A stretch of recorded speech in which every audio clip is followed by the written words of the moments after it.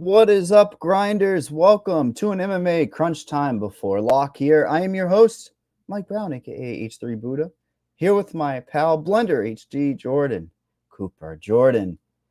Blender, what the hell? We got a 14 type of Blender card, and man, is this fun. This is a competitive main event with outside of the Apex too. People aren't talking about this. This should be the first thing. Bigger octagon, 14 fights is a beautiful thing, but overall thoughts on this slate? You've got legends that have some love in the public. You've got everything, man. The only thing we're missing is heavyweights. Where are the sloppy heavyweights? I mean, good that we're not missing where I want to miss the heavyweights. I don't like that. 14 fight card, as I went over on Friday quickly on my show. You have to think of the two contextual variables when playing the GPPs. More fights, you're prioritizing finishing equity. Less fights, you'd be prioritizing win equity. I mean, you still want finishing equity, but the 80-point wins aren't as valuable on a 14-fight slate than a 10-fight slate. And the spreads of the fights. And this is kind of normal. We have a bunch of decent favorites. Not a ton. I mean, everyone in the mid-range is less than a 2-to-1 favorite. So you could leave some salary on the table. I wouldn't necessarily leave 2,000 on the table, but it's also not a slate that it's most likely a 49-9 plus lineup is going to win. So it's, I've left around 500 at some parts. In my 3 to 500 is kind of the point of. And there's enough combinations. The thing is that we got all these 9K fighters. Like the ownership is going to be spread out enough outside of maybe 2 or 3 specific fighters or specific fights that you could spend 50K and still get a unique lineup. So like, I agree. or under 5. Even the smaller field stuff, you could absolutely have a 50K type of lineup that's unique. And I'm just going to talk about it from the two guys that are very glaring on this one. Inside the distance, you talk about fights that people want a piece of. Everybody wants themselves some Ibu Aslan. I mean, this guy is going to be super high owned, 50% essentially is what our site is showing, 45. And you've got Chitty there. He's also a minus like 110, minus 100 inside the distance lines. I see those two as kind of like my decision making, because when you're building them on an optimizer, it's going to jam like that type of build where you got these types in. I feel like when you talked about those upper echelon guys, that the ownership's spread out enough, but there's still some centrally located up top as well. Do you agree that like Aslan 45%? I look at that and I'm like, well, I mean, he's facing Turkal. Turkal could have a strong first round and negate some of that upside. Range of outcomes are wide. I'm just surprised by 45%. I'm not. The two most important fights on this slate are those two fights. The Chidi and Jaquani fight versus Reese McKee and Ibo Aslan versus Anton Turkali. Our sims show that, I mean, if you just combine, I mean, we have Ibo as the highest chance to be in the optimal lineup at 40%, Chidi at 35%. Then you have McKee at 26%, and then you have Turkali at 24%. So, like, if you just look, those are the two fights that more than half the time, 60+% of the time, one of those, like, each fight would be in the optimal lineup. The chances of one of those 4 fighters being in the optimal lineup is like 85% of the time. At least one. So like, there's only like a 15% chance that one of these two is not, two fights is not in the optimal lineup for large field contests. I mean, I have a metric shit ton of both fights. I can imagine. Now, what's your build? Both sides, both fights, doesn't matter. Small field, different story. But understand the dynamic of why the Sims are showing this. Okay? We have guys that have clear 100+ point upside in win conditions. The problem with these two fights is that if they don't win, where's the whoopee cushion sound? because these are very binary fights. It's most likely Chidi gets an early knockout, or probably gets destroyed in the second round, or you're right, McKee gets a KO later.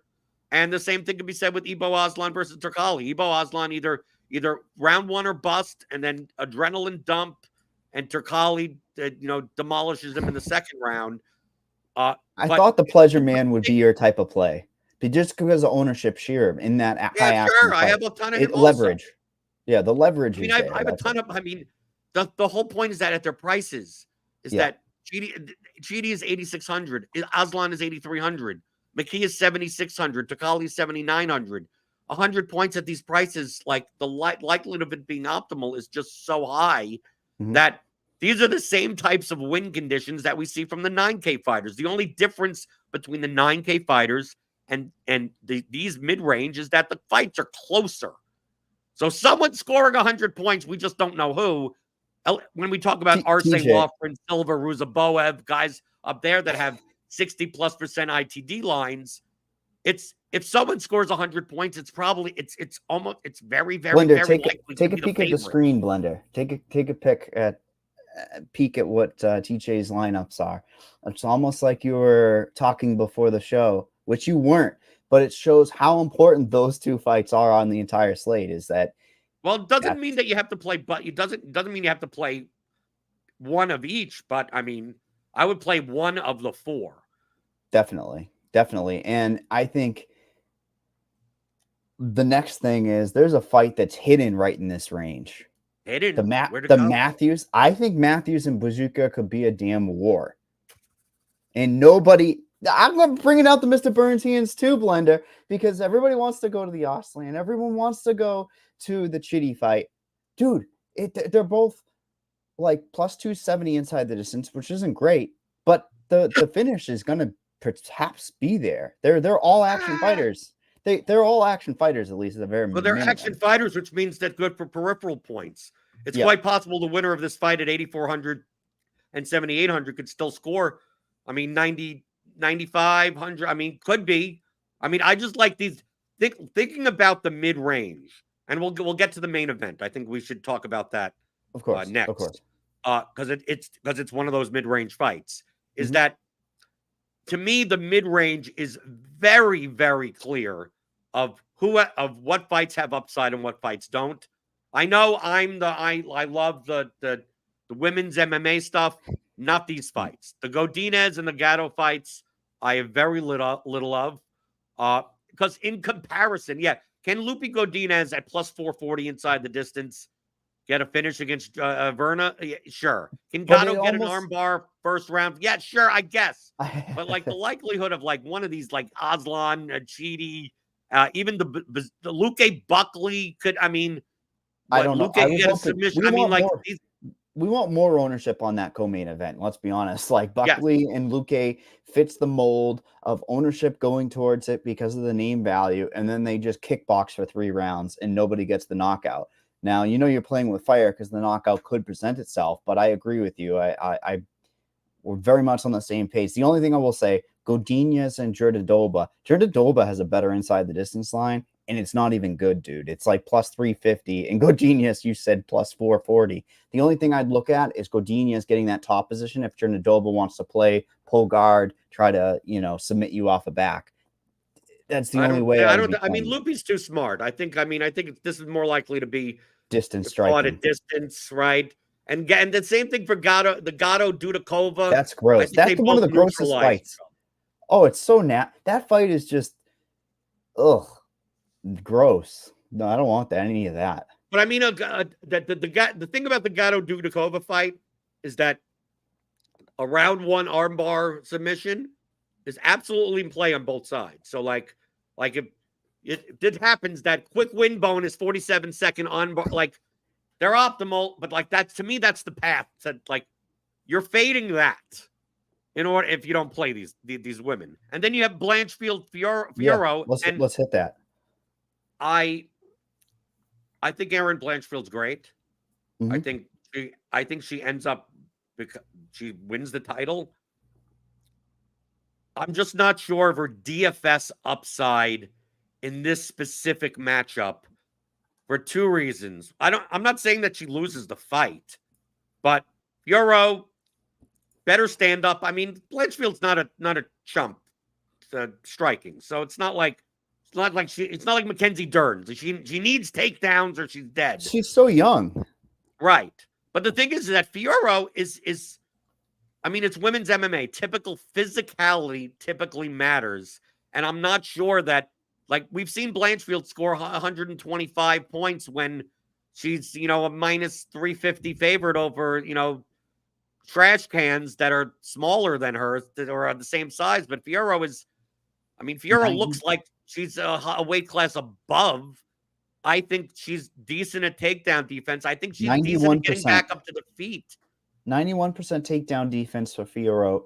Agree with you. It's almost like people will start their lineups with Blanchfield on this particular slate and think that they're just going to get a crap ton of points when this might just take place on the feet and the pace isn't going to be there. Where the pace below them, we just talked about fights that we love. At least we know they're going out to kill. There might be a feeling out process. Mike, I think Blanchfield gets takedowns, but I think it's going to be a lot of clench on the cage. It's the big octagon, so it's going to be a little bit harder for her to catch Fiorot. But I don't think it's a 5-round fight. But I mean, Blanchfield could have like 3 takedowns, some control. Maybe she gets a submission at some point. So who has the better scoring ability then over the 5 rounds? Is it Blanchfield because of the takedowns? Yeah, of course. Or is it if it ends up negating itself and then they just kickbox? Doesn't that mean Fiorot's win equity starts going up? Sure, but we have a 14-fight card, so like I know. I'm not a big fan of $7,400 Fiorot. Yeah, a 5-round win for her is absolutely valuable. I was hoping you'd say that because I just don't think it's going to be that great because she might get controlled. No, I just think that there's people down here that may get to finish, but finish before Fiorot gets a decision win. Like, I'm not prioritizing decision wins. I don't care if Fiorot knocks her out or whatever. That's a different story. I wanted your thought process on this and what you would do with this, because that's exactly what I'm thinking. Nate the Train on down, Nate Landwehr on down. If 2 of these fighters end up doing what you said, putting up a billion points, the Herbert Burns, okay? Here are the builds I would be looking at this week. I love it. Let's go. Mr. Burns, for Mr. Burns, okay? Herbert Burns 6,700 has that scoring criteria in the first round and is a fantasy darling. And then he gives up a ton of points if he loses. So I love this. So Mr. Burns hands for Mr. Burns. He's not my favorite underdog though. But I mean, no. But he does have a win condition that could score him a lot of points. It's a first round sub. Typically, Herbert Burns, when he can't get that by the second round and he's gassed, he basically looks for a train ticket home at some point, right? His brother carries him out of the cage. Right. No, the 2 guys that I like underneath in this low range under Fiorot, I don't mind Nate Landwehr. I just think it's more likely that he wins a decision rather than finishes Emmers. Slower paced. Right. It's a win equity type of play down there. All right, let me guess. Let me guess the 2. I'm gonna guess Petrosky and Dumbass. No, wow. You got one of them. Oh, well, obviously, it's got to be Dumbass. No, I have very little. I have very little Cedricus Dumas. Oh. Right. I mean, he may get arrested in the middle of the fight. So you never know. Fair enough. Petrosky makes sense. He's done it before. One will make you will make it a little bit of vomit, but. Andre Petrosky at 7,200. Jacob Malkoun is essentially, he's a one-trick pony. He just does that trick very well. The single leg, takedown, lay on top of you. Probably doesn't submit you. And Petrosky's an actual wrestler. And Petrosky, I think, is a more potent finisher. Even if he gets taken down on reversals, I think, obviously, Malkoun's a smart fight. His fight IQ is good. So the likely scenario in this fight is that Malkoun lands about 5 or 6 takedowns over 3 rounds and scores 100 points in a decision or 95 points in a lay and pray type of what. I mean, he's not laying and praying, but it's just that he doesn't do much on top. Petrosky at 7,200. I mean, at 7,200, he could win in the first round. I mean, he could win with striking. Petrosky, his last loss was on a short notice, like moving up a weight class type of thing. Like, Petrosky isn't bad. It's just that he has suspect cardio, right? So, like, to me, I find, I don't know why Jacob Malkoun is a minus 235 favorite over Petrosky just because he was able to hang with Brendan Allen. It's, path of victory. People want the grapplers. It's been proven but nowadays. Isn't that what Petrosky? It's not like Petrosky's not a grappler. That's the thing. I mean, I agree. There's more ways for him to score his salary, like destroy his salary. Let's be honest, for Petrosky. Right. The other one. The vomit man. No. The vomit man. You know who I'm picking. It's a very similar win condition as Herbert Burns. Yeah, it's Herbert Burns. Herbert Burns. What has he scored in the first 2 wins of his career? It was like 111 and 90 something points, like almost 100 points. Yeah, but I'm not picking Herbert Burns. I'm picking someone that has the same very similar win condition as Herbert Burns. Don't tell me Chris Weidman. Do you trust Bruno Silva on the ground? No, I don't trust Bruno Silva, period. But well, there you go. There, I sold you. That's right. Chris Weidman, obviously, be susceptible to leg kicks, right? We know that. Maybe not the greatest of shins. But the most likely outcome of this fight is Bruno Silva knocks out Chris Weidman. But if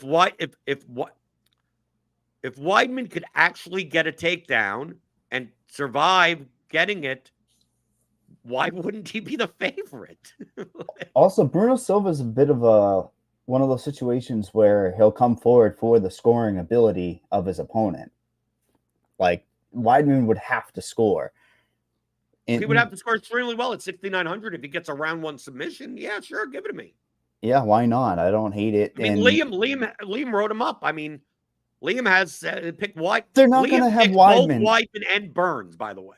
They're not going to have Chris Weidman in New Jersey and the East Coast in a tough matchup. Let's put it that way from a, building standpoint. But there's a fight that you didn't even talk about, which I thought Angel Pachinko would have been your type of guy. Sheer volume. The guy almost had 200 significant strikes in his contender series. I only say that to try to swerve you because Kyle Loughran, man, 45 points in a loss. What does he do? He takes his head, he puts it in the chest, he holds you, he's got control time, he goes for takedowns at will. This is a guy that's going to be very interesting ownership-wise because I hope it's going to be closer to that 30 and not 35-40 because he's a great play on any slate. I prefer, out of all the 9K options, compared to current ownership, Loughran is number 1. Yeah, but I still... It's going to be interesting because he's just a prototypical fantasy scorer. Are people going to catch on to that or not? No, of course they are. He's minus 140 inside the. He's now the biggest favorite on the slate. He's not going overlooked. Damn it. The only thing is that does he get a finish and how many takedowns and how much control time? So this could be the type of thing where Loughran looks dominant and scores 98 points, right? But I mean, the likelihood of him scoring very well compared to guys like Arce and like these, Silva is reliant on pretty much a knockout, right? I mean, like a first round, like Silva is like first round or bust to pay off 9,300. Arce is kind of the same way. And if you think Herbert Burns survives the first round, how does Arce score like 120 points at 9,500? That's why like Loughran at 9,400, just so many. The difference between Loughran and Malkoun is a $400 difference, but I actually think that it's possible that Loughran looks like a minus 2,000 favorite, while Malkoun looks like a pick'em, right? So, like, absolutely, to me, it's a no-brainer. I'll play Loughran for 400 more, like all the time. Yeah, and here's the hidden guy in this whole range, and I don't really see. I think it's more likely it's a 3-round decision that doesn't look great, but a ceiling type performance would be very interesting for Bill Algeo because I feel like he's got tools that could take him down. He could knock him. We've seen Nelson hurt plenty of times before. The problem is, look at Hat's going backwards for this one because it's not a good take, but I just like the ownership. I'm No, like, it's a I'm great drawn in. take. I I'm agree. drawn The into fact the that ownership. Chad is an agreement is I'm agreeing. Oh, good. Now, Algeo, to be fair, I don't have much Algeo in my 100 lineups, but I think he's an excellent small field play. Like if you want to play Bill Algeo, he does have a path to finishing, but probably later in the fight, round 2, round 3. But he's probably good even in a decision for 85, 90 points.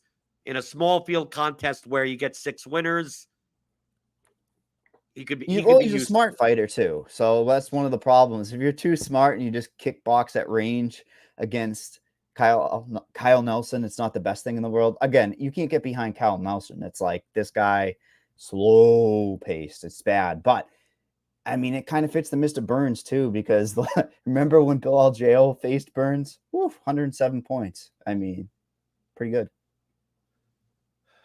We have that is the ultimate hat turn. And Ash Ketchum. Don't know. I think there's only one fight we haven't talked about. I think the only fight we is essentially that Ruzaboev Dumas fight. I mean, are you on Cedricus Dumas? I mean, I'm not saying that Ruzaboev is have you seen Twitter X? I mean, people love themselves, and I'm talking sharp MMA handicappers like dumbass in this fight, and I'm like, doesn't it feel like he could get cooked down the stretch? Like he's not the brightest in the world. Is he going to wrestle? I sent him a tweet against Ruzaboev. I mean, that's stupid, but I mean, that means there's more scoring ability in this fight. Ruzaboev though is going to be 40. I mean, I feel like he's closer to the Aslan than he is ownership wise. Like he's going to be top 2, 3 ownership.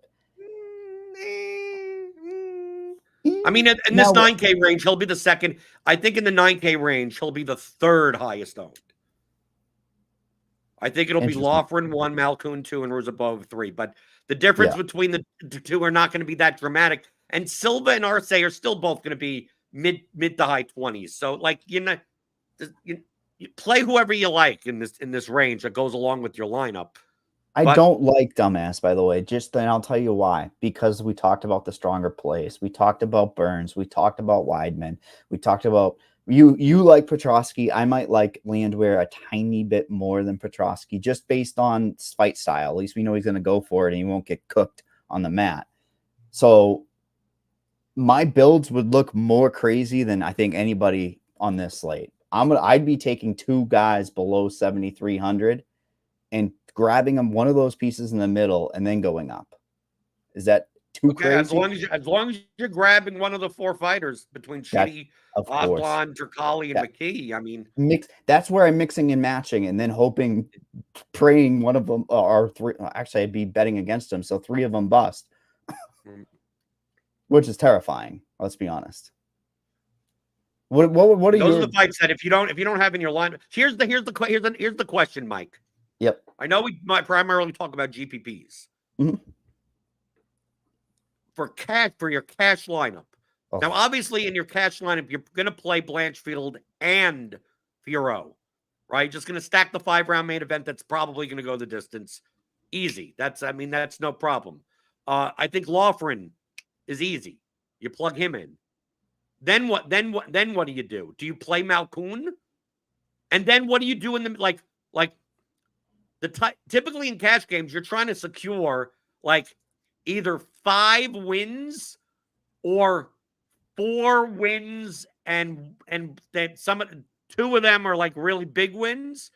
Grapplers, like we saw. Yeah, well, sure, before. But I'm just saying, like, look at this mid. Look, is the Ebo Aslan Anton Turkali fight does not fit a cash build. But how do you not play a guy with minus 105 inside the distance, 8,300? Because if you don't, and he does that, you're dead. Now, is Matthews a fringe type of cash play with the value? And I would consider him a cash play. That's what I would consider Matthews on this slate. Yeah, but the problem is that how do you fit? how do you fit these guys? Like, do you play Aslan in cash? I mean, essentially that's what it comes down to. I've been, I put out I play some head to heads or whatever. It's not the Yeah, biggest yeah. part of my volume.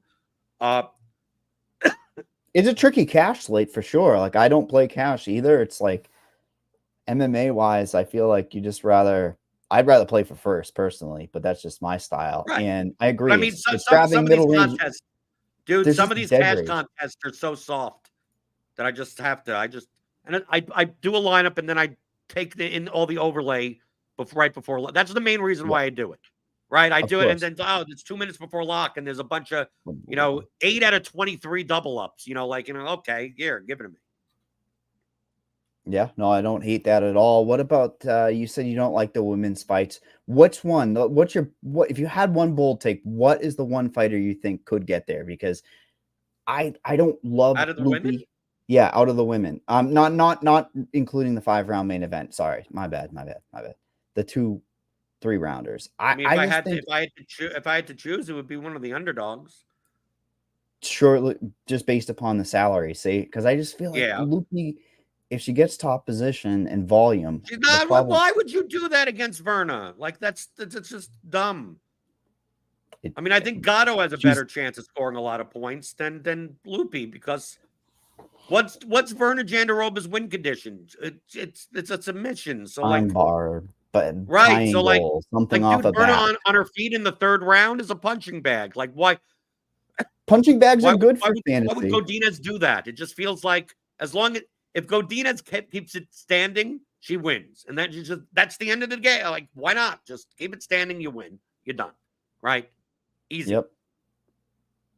I like it. I I mean, think Gatto Dudakova is the same thing. I think if Gatto keeps it standing, she wins, and that's it.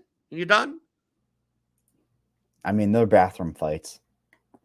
I was trying Well, to no fight claw is a at something, bathroom fight. I always have something going on that I might as well watch. bringing it in on the phone. I understand that play.